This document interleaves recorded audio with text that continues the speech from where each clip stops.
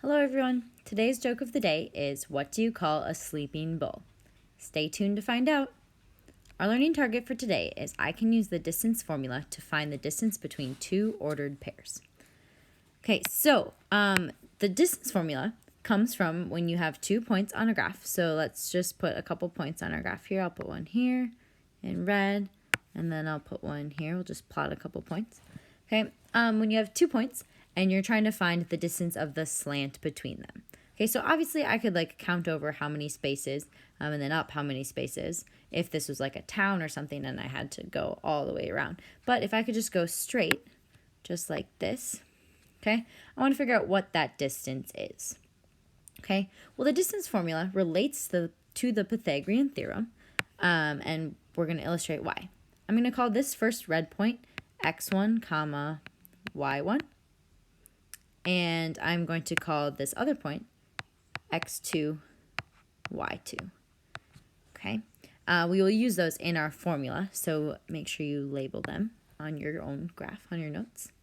Okay, and we are going to actually make this into a triangle here.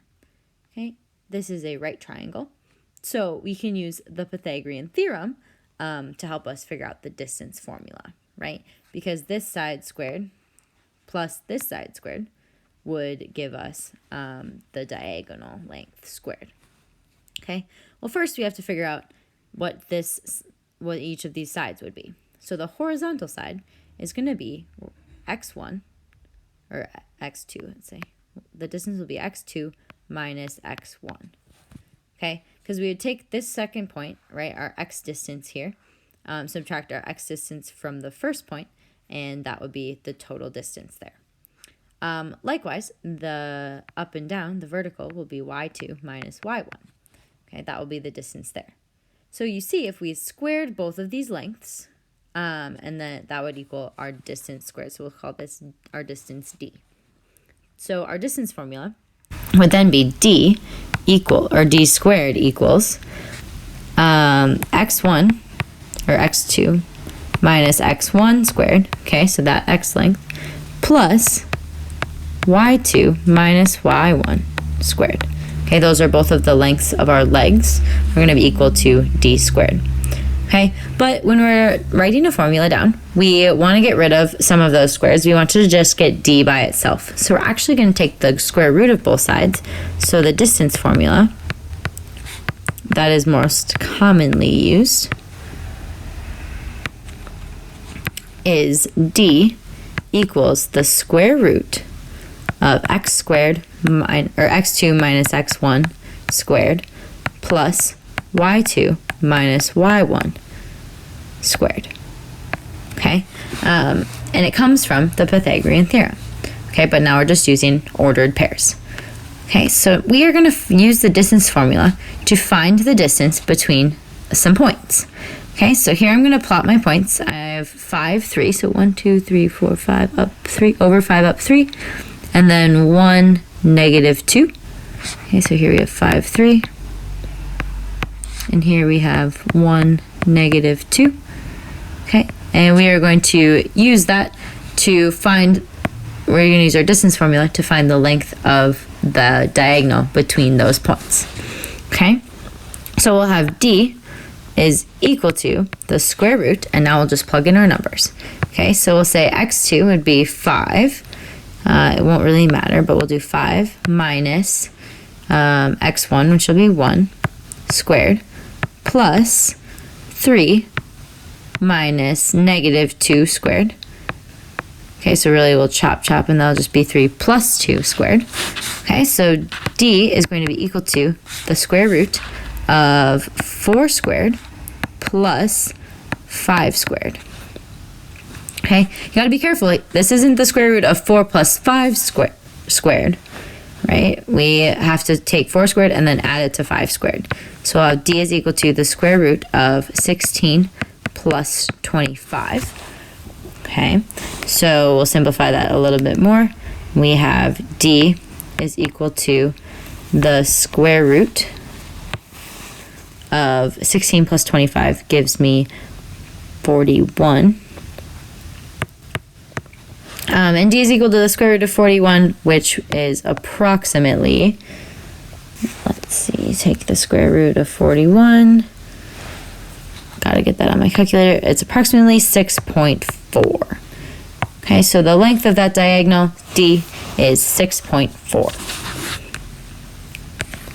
Let's look at another example here. Here we have the point 4, 2, and we have -3, -1. Okay, so we have 4, 2, and we have -3, -1. Okay, and there are a couple ways. I mean, we could use the distance formula like we did for the last one. Okay, or we could just graph it and count how many boxes we have and then use the Pythagorean theorem. Okay, so I'm going to do that for this one. I'm going to graph, and we'll say one of our legs is going to be 1, 2, 3, 4, 5, 6, 7. Make sure you just count how many full boxes there are. Okay, this leg is 7, and this leg is 3. So we could use the Pythagorean theorem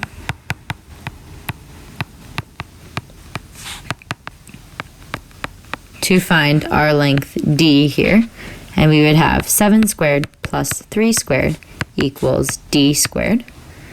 Okay, that would be 49 plus 9 equals D squared. 49 plus 9 gives us 58 equals D squared, and then we can take the square root of both sides, and 58 square root of that is equal to, so D is approximately equal to 7.6.